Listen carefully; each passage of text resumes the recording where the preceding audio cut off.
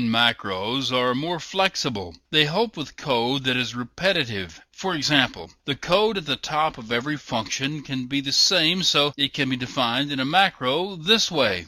The number following the name of the macro specifies the number of arguments you can pass to the macro. In this case, it's 0. Then you can code the beginning of a function like this.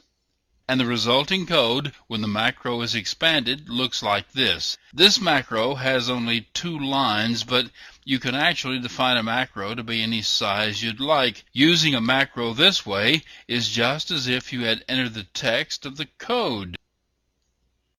Here's a way to write a similar macro. This example accepts 1 argument. You can specify the number of bytes of local workspace inside the function. When you expand the macro, whatever you specify on the line will replace the %1 inside the macro. For example, say you want to write a function that will use 4 bytes. You write the code like this. The number specifies that 4 bytes of workspace is to be set aside for local storage inside the function. The code it generates looks like this. One thing I should mention, if you assemble a program with the expansion of a multi-line macro, you can get a warning message that you have a label without a colon on it on a line by itself, but that doesn't have any effect on the code generated. Everything worked okay. If you wish, you can use the command line flag described earlier to suppress such a warning message.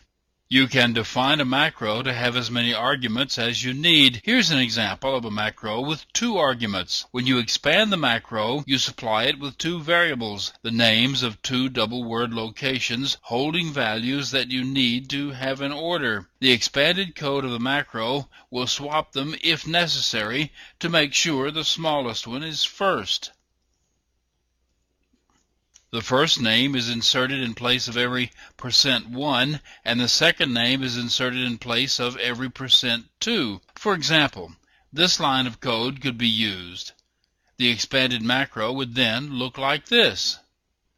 Now this works. The code will make sure that value 2 is greater than value 1, swapping them only when necessary, but there is a problem. This macro can only be used once in a program because it defines a label named ordered. What you need to fix it is the ability to define a label that is local to each expansion of the macro. And here's how you do that. If you specify the label name beginning with 2% signs, it becomes a local label defined locally inside the expanded macro. I don't know of any reason to define labels inside macros any other way. Doing it this way, you can use the same macro as often as you like with no collision on the labels.